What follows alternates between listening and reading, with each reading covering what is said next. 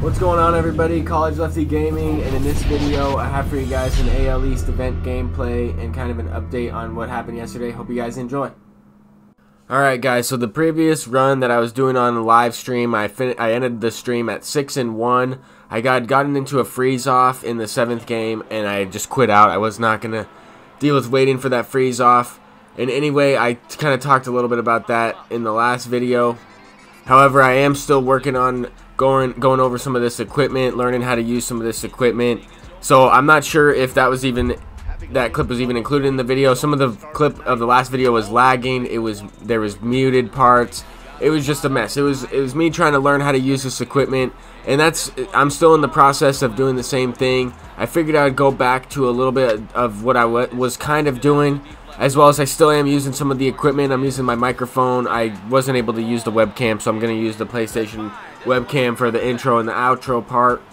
As far as live commentary, this is not a live commentary. I have a live commentary for the previous run to finish off the last event that I did. I did end up going 12-1. I got an Andrew Miller. I have a screenshot of it, but I did not screenshot it on the PlayStation. I took the game capture from the Elgato. Everything was great. I was recording. I thought everything was fine. I looked back at the quality and it was still lagging a little bit, so I did not want to include that lag, and I wasn't able to transfer the clips into this one. I wasn't able to transfer at least the ending of the 12-win run and put it at the beginning of this run. So this is actually a new streak, or a new event run anyway. I'm at 13 wins in this one right now, 1-0 on this run.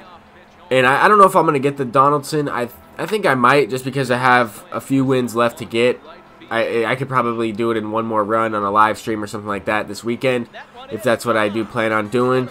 But I just wanted to get some gameplay out because I do have a comprehensive exam that's me writing some essays and doing a bunch of research and stuff like that.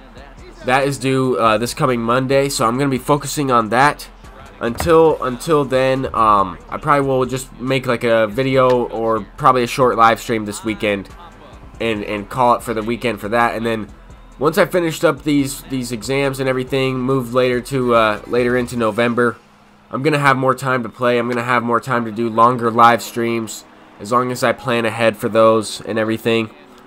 But yeah, that's kind of where I'm at right now. I'm still learning how to set up some of this stuff. But at the same time, I'm having a lot of fun with all the equipment that I do have. My computer's working great. Everything's working the way I want it to. Just have to go over some settings still. I thought I got the lag fixed. I got part of it taken care of. It was a little bit less than the first video. But I can't keep uploading videos like that. I know you guys want to see some good quality gameplay. It might not be in 1080 HD, but the live stream will.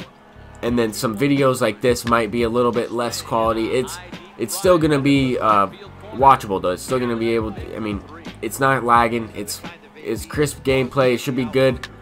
The mic will sound a little bit better. The voice, or the webcam that I'm going to be using, is still the same one. So I still have all the same equipment. I still have all the same capabilities that I did before.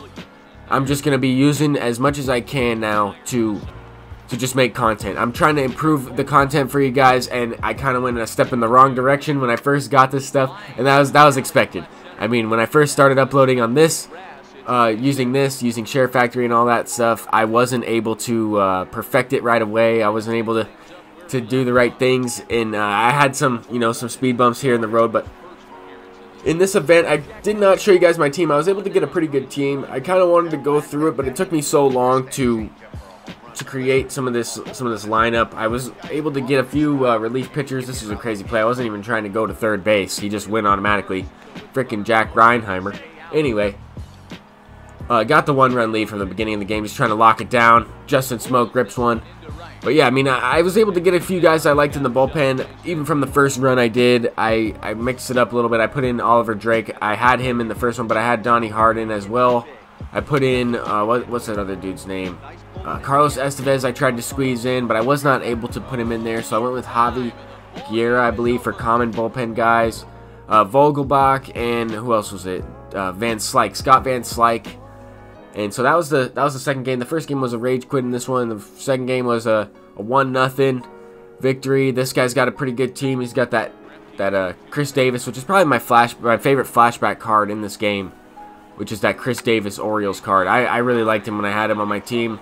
That Team Epic was definitely worth it to play that left-handed third baseman, or left-handed bat at third base. He doesn't play that as a primary, but I don't believe so. He might, but I don't think so. I think he's a first baseman. But he does have third base and corner outfield eligible. Here he is right now, facing the Oliver. No, this is Donnie Hart. I get him confused. I brought in Donnie Hart to face the lefties. I was doing that a few times throughout these runs, bringing in the lefty to face like Babe Ruth or Ted Williams or something like that. And if it was the first inning, I didn't want to waste like Aroldis Chapman or Jake McGee. I'd just bring in the common. If he hit it out, he hit it out. But here's a crazy play. I think he could have made that play. Cal Ripken Jr. could have dove, made that play. I've got the leadoff double with Yogi. That was a pitch below the zone. Trying to steal second after I pinch run. I took out Pierce in this situation, so that was probably a little bit risky. Even though it's a second inning. I mean, these games are short. I figured he was going to walk Cal Ripken here. He does. That brings up Hanser Alberto. I pinch hit. After I pinch hit for Hanser, I struck out with a common. I pinch hit for my pitcher with this power guy and Daniel Vogelbach. And I got a base hit with him in the previous game, but not in this one. I wasn't able to square that one up. I just got under it a little bit.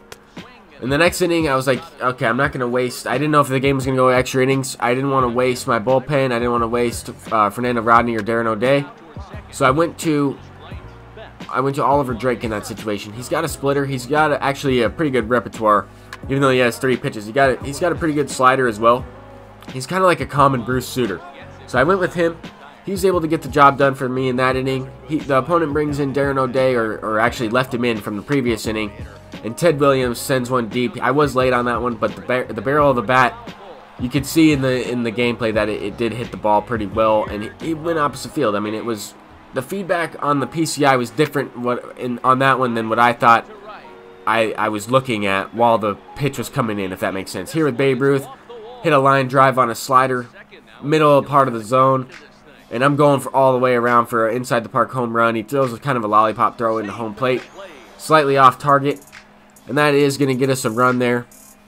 Go up 2-0. Yogi Berra is amazing. I'm hitting over 300 with him now. But some of it is in the event. A lot of it is ranked seasons as well. But Yogi Berra has been amazing for me. That defense is lights out. And so I pinch hit Scott Van Slyke. Kind of worked the count a little bit. And I was able to rip a base hit. Turns into an extra base hit. With Scott Van Slyke, a common card, he actually hits lefties pretty well. So I used Vogelbach for the righty already, and then I only had one more bat really left, and the other guys are kind of speed guys and utility defensive players that I bring in late, like a catcher or a utility infielder. But anyway, bring in Aroldis Chapman to close this one out. Bottom of the 3rd inning, with 1 out already. Throw a pitch right over the plate. I don't know who this batter even was, but I did struggle to locate a little bit to throw into this guy. Here I get early feedback. Slider up in the zone. Luckily, he didn't hit that out, but we do have an extra run lead there, so it's not one swing of the bat can tie up the game. We have a couple run leads, so we need to get a couple base hits and a home run, and Roberto Alomar grounds out to third base. So in this run, we move up to 3 wins, no losses, and I'm probably going to be continuing this event run on stream either today or this weekend, depending on how much homework I can get done and in the time frame that I have in order to do so. But I'm sorry about that gameplay from before about the Andrew Miller. I was able to win it, and I do have some stubs now. But thank you guys for watching. That's going to do it for this one. In the next video, I might have some finest packs, as I do have 60,000 stubs. But thank you guys for watching again. Peace out.